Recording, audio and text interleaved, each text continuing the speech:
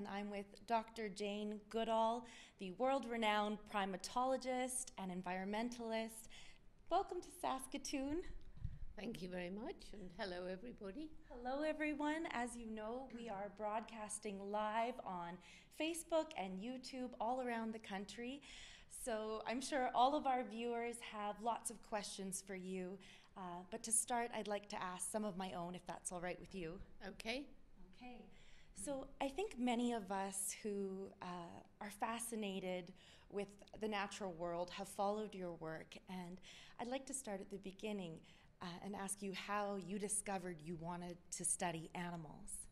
I was born wanting to study animals. There was nothing special that triggered my fascination. I spent all my time out of doors watching birds and worms and things like that, and I had a very supportive mother who didn't object when I brought these animals into the house. She just said, you know, they need to go out or they'll die. So I was born that way. And then she got me books about animals, thinking I'd learn to read more quickly. So I read about Dr. Dolittle, and then when I was 10, I read about Tarzan, and no television back then.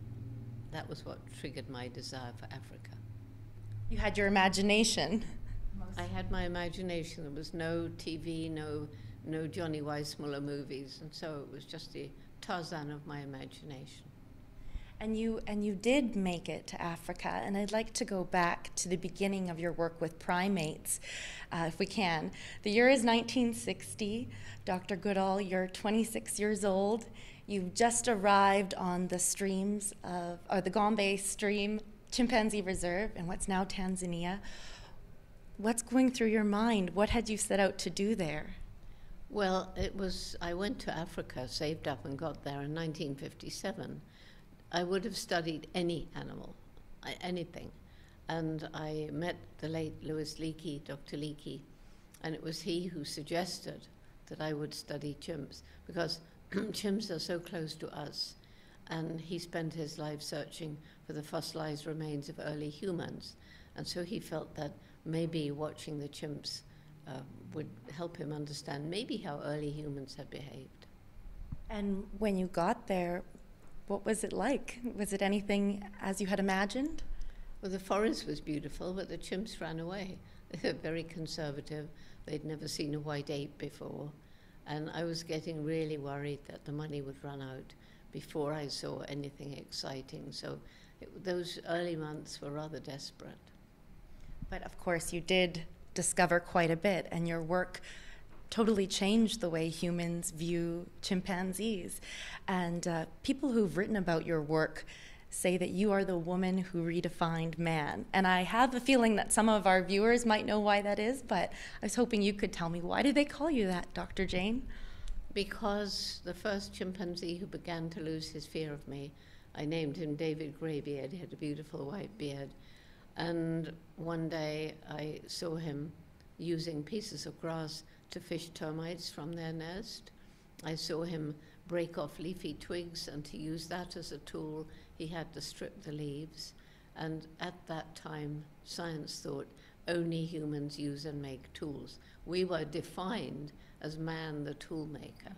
So when I sent a telegram to Louis Leakey, he said, well, we must redefine tool, redefine man, or accept chimpanzees as humans. That's pretty cool. A big breakthrough.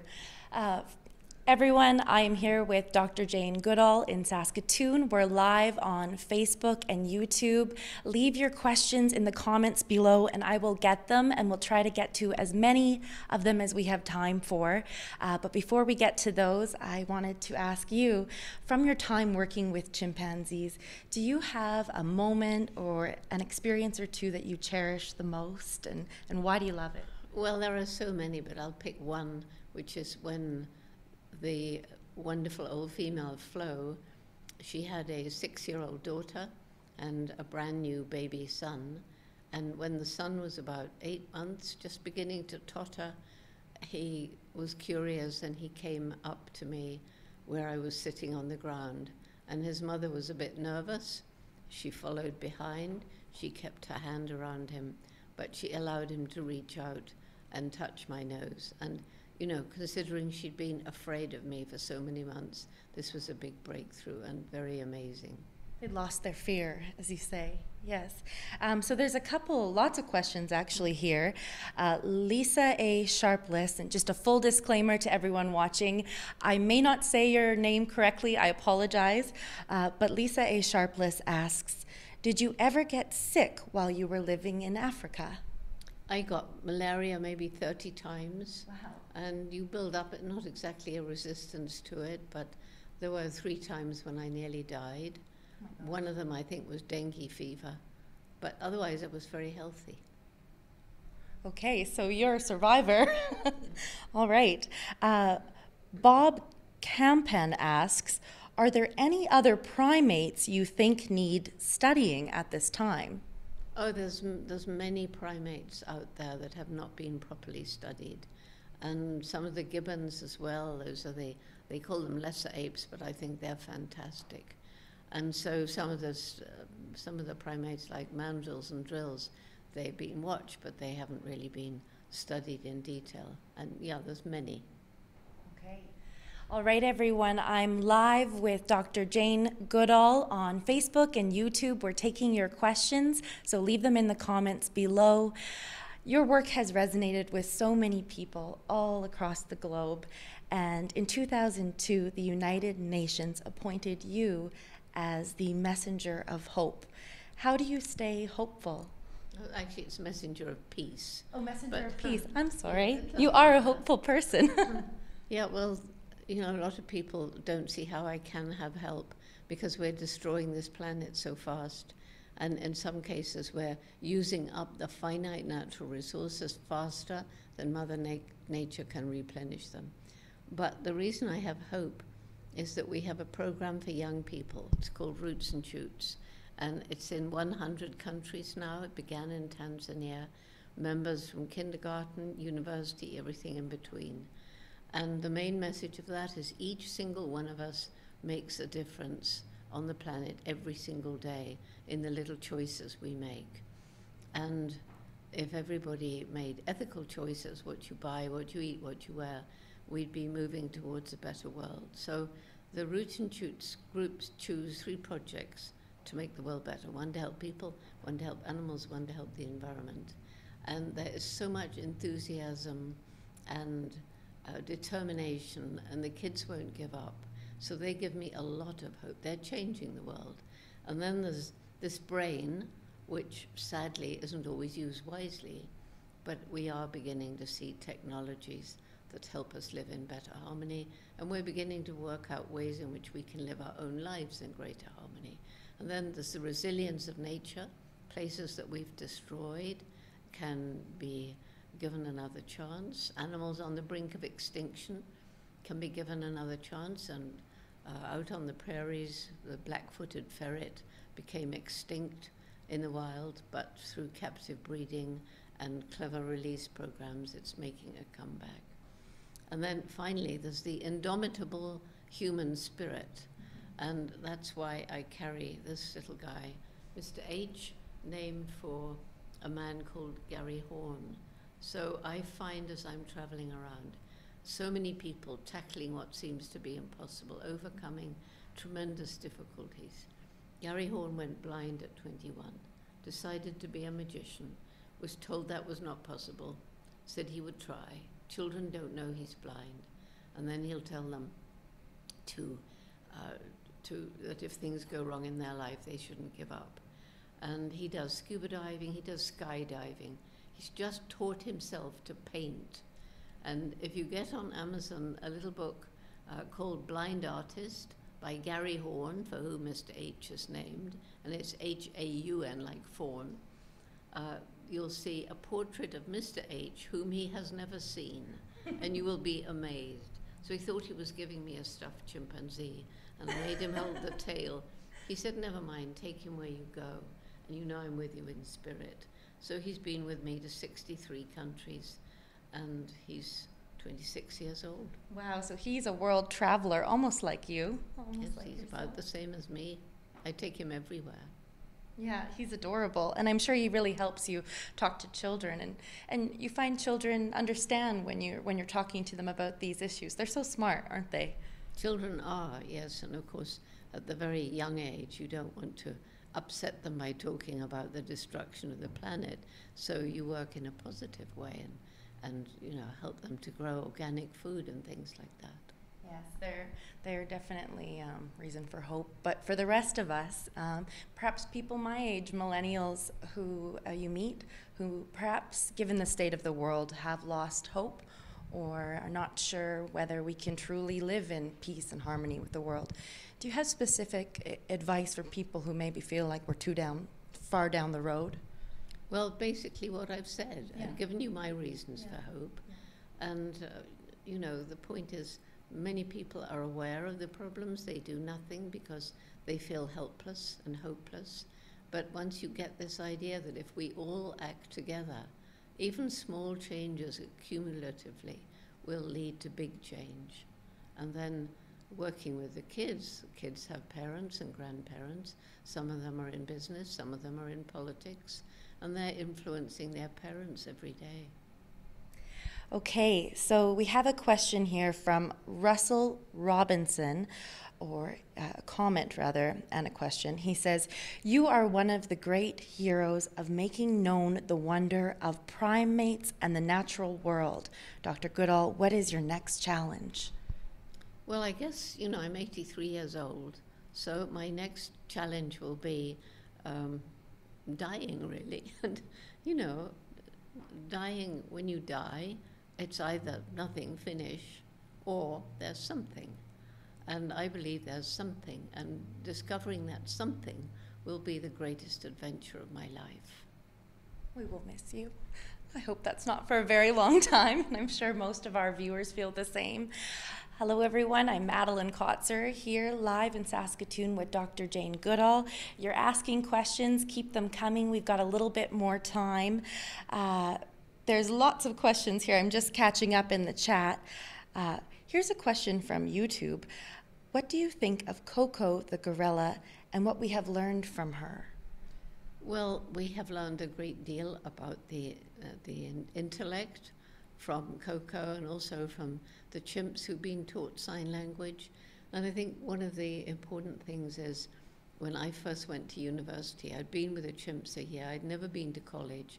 I was doing a PhD, and I was told that I couldn't talk about chimps having personalities, minds, or emotions because those were unique to us. But I'd been taught as a child by my dog, Rusty, that wasn't true. And finally, I think the chimps are so like us biologically that they've helped to open the mind of scientists from out of this narrow-minded box. And so now you can study the intelligence of, not just primates and mammals like elephants and dolphins, but birds, huge new fascination with bird intelligence, octopus, bumblebees. It's amazing what's out there for people today. Yeah, Keith Chalmers picks up on that, and he asks, Dr. Goodall, how many animal species do you think might have the intelligence to reason and solve problems with tools or otherwise? You've listed off quite a few, but if you had to wager, I suppose Keith is wondering. Well, I can't go through them all because more and more are being discovered to have much more intelligence than people used to think. I mean, who would have thought an octopus could use a tool? And they do. They carry 2 half coconut shells or 2 half clam shells out in the middle of the ocean where there's no rocks. I don't know why they want to go there, but it's been seen a good many times. And they are soft-bodied, so they need rocks to hide from their enemies. So they'll put 1 half down, they'll wriggle into it because they can go into teeny spaces, and then they reach out and put the other on top. They've made a house. Yeah, they're incredible. And there's, I think, probably, and I don't know if you share this opinion, but probably a lot more that we don't know about all the intelligent animals than what we do know. Well, I started off by saying, we're learning all the time. Yes. And there's so much to learn. I know we're winding down on our time here, but I did want to ask a couple more questions. We'll do one more from a viewer and one more from me. Carol Starak asks, who do you think should carry on with your outstanding work and research? Well, we have the Jane Goodall Institute. There's a JGI Canada. We have 33 countries have JGIs. We have roots and shoots in 100 countries. That's about 100,000 active groups, all changing the world. And it won't be just one Jane, but there will be many people carrying on the work, because it's now, you know, we work in Africa to save the chimps. We have to improve the lives of the people. We're doing that in 7 African countries. They're monitoring their own forest health. They're using smartphones donated by Google Earth. We're looking after orphan chimps whose mothers have been shot for the bushmeat trade. And this is very expensive. It's requiring a lot of money. That's why I'm traveling 300 days a year all over the world, which is very exhausting. And no one person will ever be able to carry on what we are doing. Presently. I don't know how you do that, by the way. You're amazing just for traveling as often as you do. And I know you're going to Seattle tomorrow, and you're here tonight speaking at TCU Place here in Saskatoon. So I'm sure there's plenty of people watching who are also going to your talk this evening. I know possibly people have just tuned in. We're live on YouTube and Facebook. This is the last question, but you can watch it again afterward. I know you've touched on this several times throughout our conversation, but how do you think people right now who are watching you and they're inspired by your words and think, I really want to make a difference, how can we all, what are things we can do, and how can we all contribute to living in a more sustainable way, in a more harmonious way with nature? You just have to return to the indigenous wisdom of making a decision based on how will this help 7 generations ahead. And we tend to make decisions based on how will this help me now, or the next shareholders meeting, or my next political campaign. And so if we think about the consequences of the little choices we make, was it harmful to the environment? Did it cause suffering to animals or child slave labor or something like that? Think about those consequences and find a way to link our clever brain with love and compassion, the human heart. Because I truly believe only when head and heart work in harmony can we attain our true human potential. That's excellent advice. Thank you so much, Dr. Goodall. And thanks to everyone for tuning in. Yes, thank you. Thank you. It was nice to have you with us today with Dr. Jane Goodall here in Saskatoon. We've been live on YouTube and Facebook, and we really appreciated it. And Mr. H is also saying farewell. So yeah, we hope that, read my story later. We'll have all of this in it if you've missed it. Thank you. Bye. Just wait till we're out here. He is so adorable. Yeah.